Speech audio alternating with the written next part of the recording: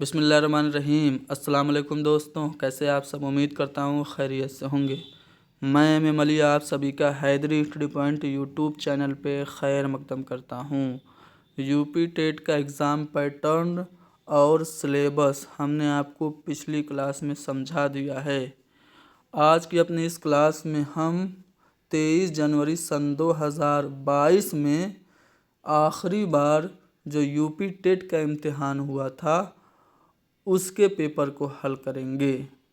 इससे आप लोगों को यह अंदाज़ा हो जाएगा कि किस तरह के सवालात पूछे जाते हैं। तो पहले मैं आपको सवालात दिखा देता हूँ, फिर हम इसे हल करेंगे। सबसे पहले तो आपके सिलेबस में एक पॉइंट दिया था गैर दरसी इक़्तिबास। तो यहाँ पे गैर दरसी इक़्तिबास में एक नज़्म जो कि चकबस्त की है वो पूछा है और उससे मुताल्लिक 3-4 सवाल आपसे पूछे हैं। फिर आपको कुछ सवाल ग्रामर के हैं, लेकिन ज़्यादातर जो सवाल हैं इसमें लिटरेचर के हैं। 1-2 सवाल आपके पेडागोजी के भी हैं, ठीक है ना। पेडागोजी के भी 1-2 सवाल हैं और ग्रामर के सवाल मुख्तसर हैं, लेकिन ज़्यादा सवाल जो हैं वो लिटरेचर के हैं। तो चलिए इस पेपर को हल करते हैं ताकि आपको अंदाज़ा हो जाए कि पेपर का लेवल कैसा है।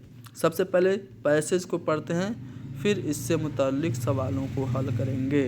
पैसेज क्या है? फूलों का कंज दिलकश भारत में एक बनाएं, हुब्बे वतन के पौधे इसमें नए लगाएं, फूलों में जिस चमन के हो बूए जाने सारी, हुब्बे वतन की कलमें हम इस चमन से उस चमन से लाएं, खूने जिगर से सींचें हर नख्ल आरज़ू को, नख्ल मतलब होता है पौधा, अशकों से बेल बूटों की आबरू बढ़ाएं, एक एक गुल में फूंके रूहे शमी में वहदत, एक एक कली को दिल के दामन से दें हवाएं, और फिरदौस का नमूना, फिरदौस मतलब होता है जन्नत, फिरदौस का नमूना हो कंज दिलकश, फिरदौस का नमूना हो अपना कंज दिलकश, सारे जहां की जिसमें हो जलवागर फिजाएं। तो ये पैसेज आपने पढ़ा। अब आते हैं इससे मुताल्लिक सवालात देखते हैं। पहला सवाल है कि हुब्बे वतन के नए पौधे लगाने से क्या मुराद है? लोगों के दिलों में वतन की मोहब्बत के नए जज्बात पैदा करना, वतन के लिए नए पौधे लगाना, वतन की खिदमत करना या वतन की अजमत बयान करना। तो हुब्बे वतन के नए पौधे लगाने से शायर की मुराद है लोगों के दिलों में वतन की मोहब्बत के नए जज्बात पैदा करना। रूहे शमी में वहदत से क्या मुराद है? अवाम के अंदर नई रूह फूकना है, इत्तेहाद व मोहब्बत का पैगाम देना है, अवाम को आज़ादी के लिए तैयार करना है या फिर अवाम को जंग के लिए तैयार करना है। तो इत्तेहाद व मोहब्बत का पैगाम अवाम को देना है। रूह शमी में वहदत से शायर की मुराद है इत्तेहाद और मोहब्बत का पैगाम देना। क्वेश्चन नंबर 63, शायर के नज़दीक हमारा मुल्क भारत क्या नमूना होना चाहिए? किसका नमूना होना चाहिए? फिरदौस का। पैसेज में था ना फिरदौसे बरी,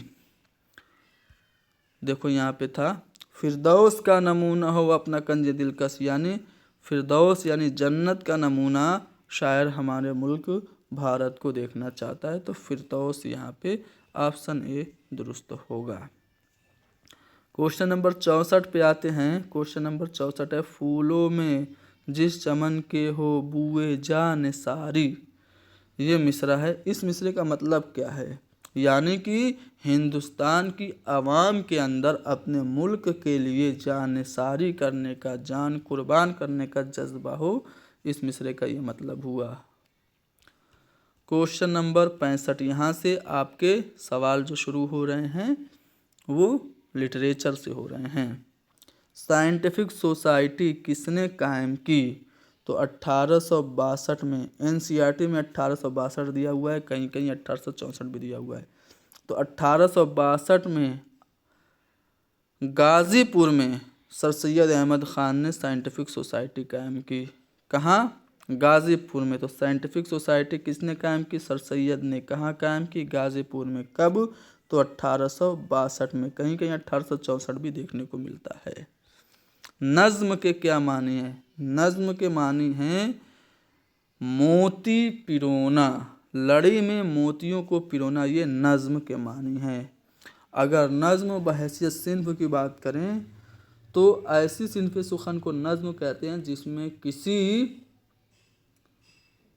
किसी मौजू को तसलसल के साथ बयान किया जाता है। ठीक है, नज्म के बारे में अलग से हम पढ़ेंगे। नज्म का कोई एक हिस्सा जो एक इकाई के तौर पे पहचाना जाए, इस्तिलाहन उसे क्या कहते हैं, तो उसे हम बंद कहते हैं, बंद। ठीक है, अगला सवाल क्वेश्चन नंबर 68। यहाँ पे एक शेर दिया है कि जहले खिरद ने दिन ये दिखाए, घट गए इंसान बढ़ गए साए। तो ये जो शेर है किसका है, जिगर मुरादाबादी का है। जिगर मुरादाबादी का वो एक शेर आपको बहुत ज़्यादा पता होगा, अक्सर सुने होंगे कि आग का दरिया, इस लफ्ज़ से आपको कोई शेर याद आया, ये इश्क नहीं आसान बस इतना समझ लीजिए, एक आग का दरिया है और डूब के जाना है। तो आग का दरिया एक नावल भी है, ठीक है, और नावल जो है वो आग का दरिया किसका है, कुरतुलैन हैदर का है। और कुरतुलैन हैदर ने अपने नावल आग के दरिया का जो टाइटल लिया है वो यहीं से लिया है। ठीक है, इसी शेर से लिया है कि एक आग का दरिया है और डूब के जाना है।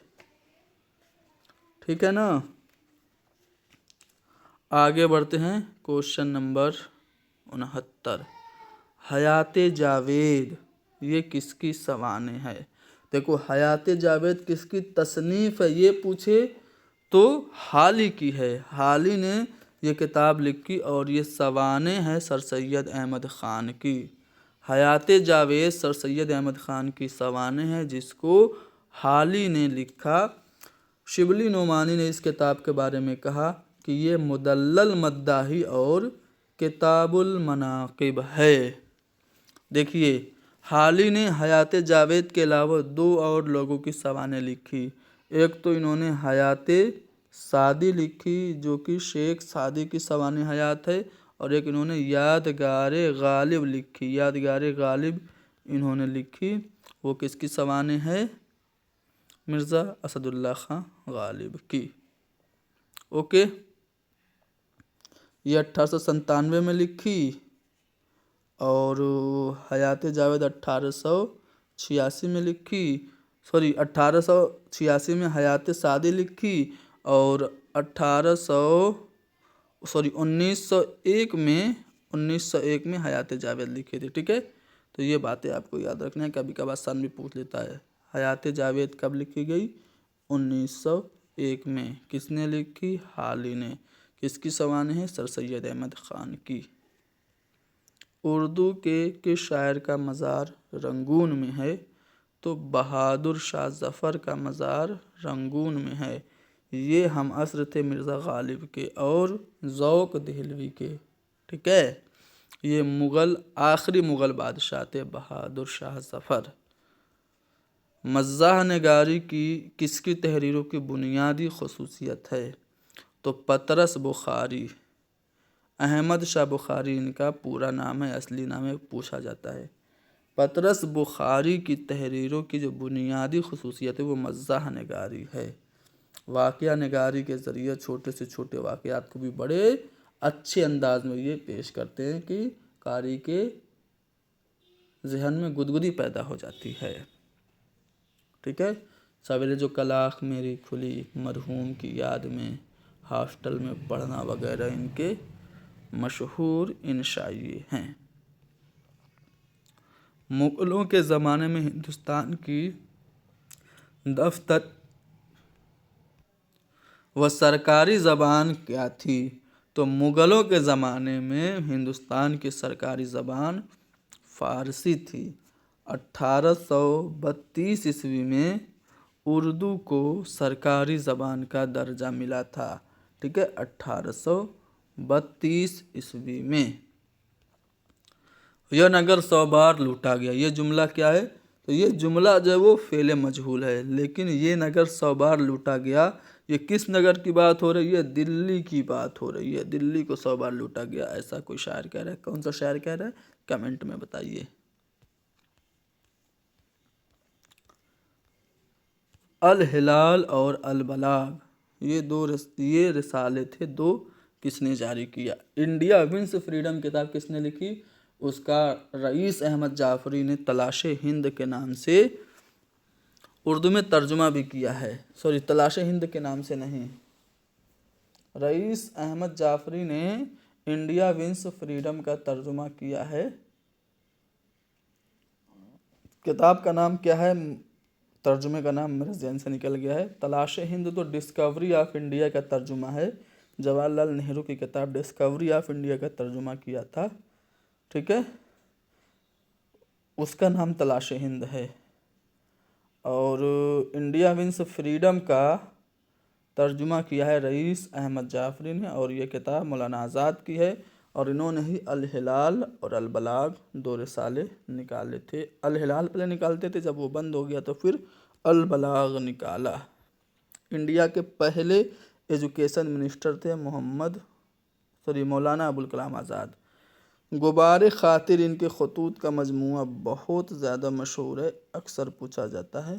غبار خاطر میں ٹوٹل 24 خطوط ہیں. قلعہ احمد نگر کی جیل سے یہ خطوط حبیب الرحمن خان شیروانی کے نام لکھے گئے تھے. Question number 76. حسرت موہانی نے ایک رسالہ نکالا تھا، اس کا نام بتائیے. دیکھیے، حسرت موہانی نے علی گڑھ سے 1903 عیسوی میں ایک رسالہ نکالا جس کا نام تھا اردو معلی. زمیندار یہ ظفر احمد نکالتے تھے، اور دلی اردو اخبار یہ مولوی محمد باقر نکالتے تھے، جس کو مولانا محمد حسین آزاد نے اردو کا پہلا اخبار کہا ہے، حالانکہ اردو کا پہلا اخبار جامع جہاں نما ہے. تو حسرت موہانی نے اردو معلی کے نام سے 1903 سے علی گڑھ سے رسالہ نکالا تھا. اردو معلی کی جب بھی بات ہوگی تو آپ دھیان دیجیے گا، اردو معلی یہ خطوط کا مجموعہ بھی ہے مرزا غالب کے، لیکن جب رسالہ پوچھے تو یہ حسرت کا رسالہ ہے. ریختی کا موجد کسے کہا جاتا ہے؟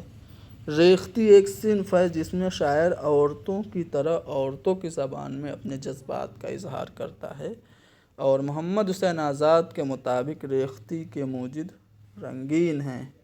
لیکن جدید تحقیق کے مطابق یہ بات ثابت ہو رہی ہے کہ رستمی دکن میں ہاشمی بیجاپوری نے ان سے پہلے ریختی لکھی تھی، یعنی کہ ریختی کے موجد ہاشمی بیجاپوری ہیں. Question number 78. امدادی سامان تعلیم کے سلسلے میں کون سا جملہ درست نہیں ہے؟ ٹی ایل ایم سے ریلیٹڈ کون سا سینٹینس انکریکٹ ہے؟ تصورات کی تفہیم میں طلبہ کی کنسیپٹ انڈرسٹینڈنگ میں ٹی ایل ایم طلبہ کی مدد کرتا ہے، بالکل صحیح بات ہے. حصول معلومات کا عمل سہل اور آسان بناتا ہے. نالج کو ریسیو کرنے کا جو پروسیس ہے اسے ایزی بنا دیتا ہے ٹی ایل ایم، یہ بات بھی صحیح ہے. اس سے استاد کو درس و تدریس کے دوران دشواری پیش آتی ہے. جی نہیں، ٹی ایل ایم کے یوز سے ٹیچر کو پرابلم تو آتی نہیں ہے، اس سے مستند جانکاری حاصل ہوتی ہے، یہ بات صحیح ہے، ٹھیک ہے. تو ہمارا جو درست نہیں ہے جملہ وہ چوتھا والا ہے. معلوم سے نامعلوم کی جانب تدریس کے طریقے کو کیا کہتے ہیں؟ یعنی کوئی چیز آپ کو معلوم ہے، آپ نے اس کا اگزامپل دیا اور پھر اسی اگزامپل سے آپ نے رول بنا دیا، تو اسے ہم کہتے ہیں انڈکٹیو میتھڈ، آگمن ودھی، اور اسے اردو میں استقرائی طریقہ کہا جاتا ہے، ٹھیک ہے. استقرائی طریقہ ہوتا ہے معلوم سے نامعلوم کی طرف. جس فاعل کا مفعول نہیں ہوتا ہے اسے ہم کہتے ہیں فعل مجہول، ٹھیک ہے. کام کیا گیا، سبق پڑھا گیا. اب کس نے سبق پڑھا یہ نہیں معلوم، یعنی فاعل نہیں معلوم، تو اسے فعل مجہول کہتے ہیں. لفظ گنجینہ، اس کے معنی کیا ہیں؟ اس کے معنی ہیں خزانہ کے. آپشن 3 درست ہوگا. میں نے کہا، میں نے گل ہے کہا میں نے گل سے کتنا ثبات، کلی نے یہ سن کر تبسم کیا۔ کہا میں نے گل سے ہے کتنا ثبات، کلی نے یہ سن کر تبسم کیا۔ اس شعر کا مرکزی خیال کیا ہے؟ دنیا کی بے ثباتی، یعنی پھول جتنی دیر تک مسکراتا ہے، تبسم کرتا ہے، اتنی سمجھے دنیا ہے۔ یہ دنیا کی بے ثباتی کے بارے میں یہ شعر ہے۔ عود ہندی یہ غالب کے خطوط کا پہلا مجموعہ ہے اور دوسرا ہے اردو معلی۔ تو یہ دونوں جو خطوط کے مجموعے ہیں کس کے ہیں؟ غالب کے ہیں۔ دریائے لطافت کس کی تصنیف ہے؟ دریائے لطافت کو قواعد کی، اردو قواعد کی پہلی کتاب مانا جاتا ہے۔ انشاءاللہ خواہ انشاء کی ہے۔ انشاءاللہ خواہ انشاء کی مشہور داستان رانی کیتکی کی کہانی ہے، جس سے اکثر سوال پوچھے جاتے ہیں، یاد رکھیے گا۔ رانی کیتکی کی کہانی انشاءاللہ خواہ انشاء کی ہے۔ انہوں نے ایک کتاب لکھی سلک گوہر، جو کہ بغیر نقطے والی کتاب ہے۔ آئیے اگلے سوال پہ آتے ہیں۔ خودی کا تصور کس شاعر کے یہاں ملتا ہے؟ خودی کو کر بلند اتنا کہ ہر تقدیر سے پہلے خدا بندے سے خود پوچھے بتا تیری رضا کیا ہے۔ تو یہ شعر ہے علامہ اقبال کا، اور خودی کا تصور علامہ اقبال کے یہاں ملتا ہے۔ ان کو شاعر مشرق کہا جاتا ہے اور مرشد سیاسی کہا جاتا ہے۔ ان کے 4 شعری مجموعے ہیں۔ پہلا شعری مجموعہ 1924 میں شائع ہوا تھا، باغ درا۔ دوسرا 1934 میں بال جبریل، اور تیسرا 1935 میں ضرب کلیم، اور چوتھا 1938 میں ارمغان حجاز۔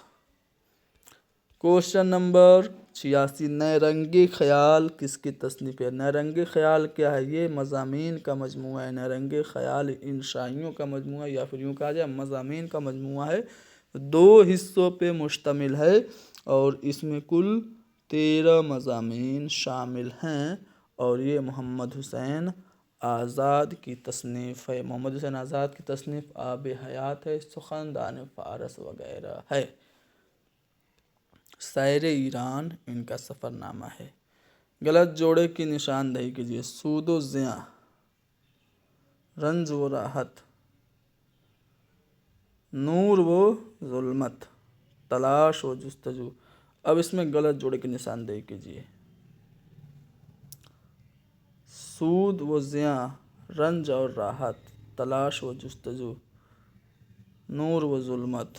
کیا سمجھ میں آ رہا ہے آپ کو؟ اوپر کے جو 3 آپشن ہیں یہ دونوں ایک دوسرے کے اپوزٹ ہے، سود زیاں کا، رنج راحت کا، نور ظلمت کا۔ لیکن جو چوتھا والا آپشن ہے تلاش و جستجو، یہ دونوں ایک دوسرے کے ہم معنی ہیں۔ تو یہ باقی لوگوں سے اوڈ ہے، وسم ہے، الگ ہے، تو اس لیے غلط جوڑا ہمارا یہی ہو جائے گا۔ آئی بات سمجھ میں؟ مصور غم کس ادیب کو کہتے ہیں؟ تو ان میں سے کسی کو نہیں، مصور غم راشد الخیری کو کہا جاتا ہے۔ اردو زبان کی پیدائش کے بارے میں جو نظریات ہیں اس سے سوال آیا کہ پنجاب میں اردو پیدا ہوئی ہے، کس کا نظریہ؟ کیا مسعود حسین خاں کا؟ جی نہیں، مسعود حسین خاں کے مطابق دلی اور گرد نواح میں اردو پیدا ہوئی۔ محمود شیرانی کا نظریہ یہ ہے کہ اردو پنجاب میں پیدا ہوئی۔ انہوں نے ایک کتاب لکھی تھی 1928 میں، اس کتاب کا نام تھا پنجاب میں اردو۔ اس میں انہوں نے یہ نظریہ پیش کیا کہ اردو کی جائے پیدائش پنجاب ہے۔ سلیمان ندوی کی کتاب کا نام ہے نقوش سلیمانی، جس میں انہوں نے سرزمین سندھ کو اردو کی جائے پیدائش قرار دیا ہے۔ چلو آج کا آخری سوال دیکھتے ہیں۔ میں نے کہا تھا جب میں نے کل نہیں صبح میں جب میں نے آپ کو سلیبس ڈسکس کرایا تھا تو بتایا تھا کہ ایک شعر دے دے گا اور اس میں پوچھے گا کون سی صنعت ہے۔ دیکھیے یہاں پہ ایک شعر ہے کہ جب ہاتھ اس کی نبض پہ رکھا طبیب نے، محسوس یہ کیا کہ بدن میں لگی ہے آگ۔ اس شعر میں مجاز مرسل ہے، ٹھیک ہے؟ تو ایسے ہی ہم ڈیلی کلاسز آپ لوگوں کو دستیاب کرائیں گے۔ آپ ہماری اس کلاس کو لائک کیجئے، باقی سلیبس کے مطابق بھی آپ کو فری آف کاسٹ کلاس دستیاب کرائی جائے گی۔ کوئی بھی کورس لینے کی کہیں سے آپ کو ضرورت نہیں ہے۔